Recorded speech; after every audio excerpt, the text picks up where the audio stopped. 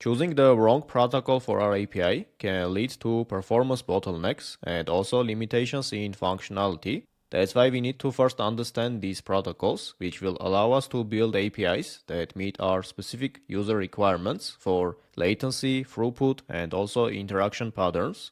Application layer protocols sit at the top of network stack, building on top of protocols like TCP and UDP, which are at the transport layer.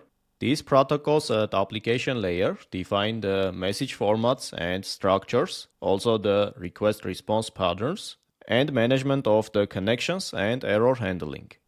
Now below that we have many other layers like the network layer or data link layer or even physical layers, but when building APIs we are mostly concerned with the API layer protocols, which are HTTP, HTTPS, WebSockets, and so on.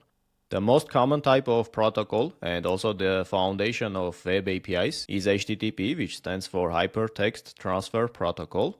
This is the typical interaction between client and server when they are interacting over HTTP. As you can see, client always sends a request and they define the method, which can be GET, POST, or other methods. And they define the resource URL, which can be at /API/products. Let's say they are requesting data for this specific ID of the product.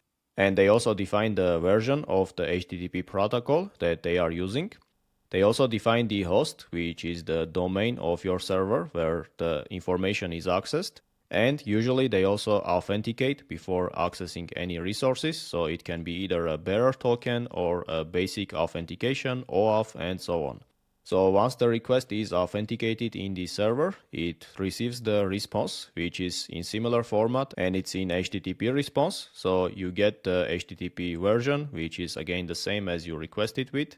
And the status code, which can be 200 if it was successful, or it can be 400 if the client was error, or 500 if the error happened in server, and so on. You receive the content type, which can be usually application JSON, but it can also be a static web page or something else. And there are many other headers that you can control, like controlling cache. You can use the cache control header or some other properties, but these are the main things that you would notice in HTTP request response cycles.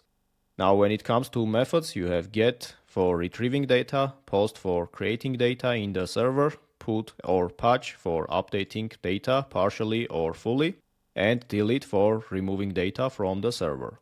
And when it comes to status codes, which are received by the server, so you have 200 series, which are successful cases. You have 300 for redirection. 400 means that client made an error in the request, so this is an issue from client side. Or 500, which means that server made an error, or like some error happened in the server, which means that this is the issue in this server. And these are the common headers like content type, which is defined by the server usually, but also from the client. Authorization for making a request and authorizing to the server, accept headers, cache control, user agent, and there are more headers, but these are the common ones. Then we also have HTTPS, which is basically the same HTTP protocol, but with some sort of TLS or SSL encryption, which means that our data is now protected in transit when we are making requests. So it adds a security layer through these TLS or SSL certificates and encryption, and it protects data in the transit. And benefits of HTTPS is obviously your data is encrypted in the transit, it comes with data integrity, and you also authenticate users before providing any data, and it also adds SEO benefits. And you have many risks when you are using HTTP only without any encryption. So the golden standard is to always use HTTPS in servers. The next type of protocols are WebSockets. While we have HTTP, which is very good at request response patterns, sometimes HTTP has limitations. For example, let's say you're polling some data. Let's say this is a user chat. So you have the client and server. On the client side, you have the user chat, and on the server, you have the messages between two users. When one of the users messages the other, it sends a request to the server to notify that a message has been sent. And it receives a response from the server, maybe the messages from the other users, if they are any. And then next time, if you need to know if you have new messages, you need to make again another request to the server. And maybe you don't have any new messages, so you will receive an empty response with no new data. So this was basically an unnecessary request response cycle.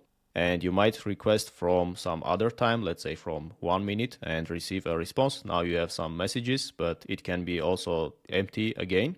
So this way is not ideal for real-time communication. As you can see, you get increased latency, you waste some bandwidth with making requests that are empty, and you also use the server resources without the need of making requests to this server. And for such cases, we have WebSockets which solve this issue. So in WebSocket, you have usually a handshake that is happening within the first request. And now you have both like two-side communication between client and the server, which means that once the handshake is being made, the server can independently decide to push data to the client. Let's say now you have 2 new messages on the server. So server can decide to send these messages to the client without even client requesting for it. But client can still request data. So if client needs some external data or more data from the server, it can still make requests. But server is now also able to independently push data to the client. So this is what unlocks the real-time data with minimal latency. As soon as you have some new data in the server, it pushes the new data to the client. And it also reduces the bandwidth usage by allowing bidirectional communication. In client-server model with HTTP, you would make, let's say, new requests per 5 seconds or 10 seconds to see if there are any new data in the server. But in this scenario, you don't make any more requests other than the first one. And now whenever there are new data, server will push it. And whenever there are no data to be requested, then you don't need to make unnecessary requests to the server. The next very common type of protocol is Advanced Message Queuing Protocol, which is an enterprise messaging protocol used for message queuing and guaranteeing delivery. In this setup, you usually have the producer, which can be either a web service or payment system or something like that. And on the other side, you have the consumer, which can be the processor of the payments or notification systems and stuff like that. So producer publishes messages to the message broker, and here is where you have the advanced message queuing protocol.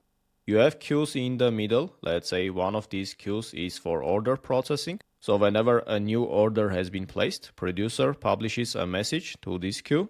And then whenever this consumer is free, it can pull messages from this queue and start updating the inventory and data in the database. This allows the consumer to only pull data from here whenever it has capacity. And whenever this consumer is busy with some other tasks, it leaves the message in the queue. And then later on, whenever it has some free capacity, it will pull the message and start updating the data. And when it comes to exchange types, you have direct one-on-one exchange or fan-out or topic-based communication. And we will explore these more when we come to the message queuing section. The other common type of protocol is gRPC, which works with protocol buffers. This is a high-performance RPC framework invented by Google, and it uses HTTP2 for transport, meaning the second version of the HTTP. This means that clients should support HTTP2, otherwise this can't be used between client and server. But that's why this is most commonly used between servers. So usually the client is another server and we have some other microservices communicating with each other with this gRPC framework. It mainly uses protocol buffers and it also comes with built-in streaming capacities because it uses HTTP.2. So these are the most common types of API protocols. There are many more, but usually in 90% of cases you would see only these protocols. And when choosing the right one, you should mainly consider the interaction patterns. Usually by default you go with HTTP if it's just a request response cycle, but if you're building something like real-time chat or some real-time communication, then you would need to go with WebSockets. The choice also depends from the performance requirements. So if you have multiple servers, microservices communicating with each other, and there is an opportunity to use gRPC, for example, then you can go with it to increase the performance and speed of the communication. But it also comes down to client compatibility. For example, most browsers don't support the latest version of the HTTP. That's why gRPC isn't that very common for browser-server communication. It also comes down to the payload size, meaning the volume of the data and encoding, security needs based on the authentication, encryption, and so on, and also the developer experience, so the tooling and documentation. And it also comes down to the developer experience because you're mostly going to work with this API and it needs to have good documentation and tooling for you to fully work with this type of API protocol. And if you'd like to learn more about building APIs and the best practices when it comes to REST or GraphQL APIs, then I recommend you to check out this video next.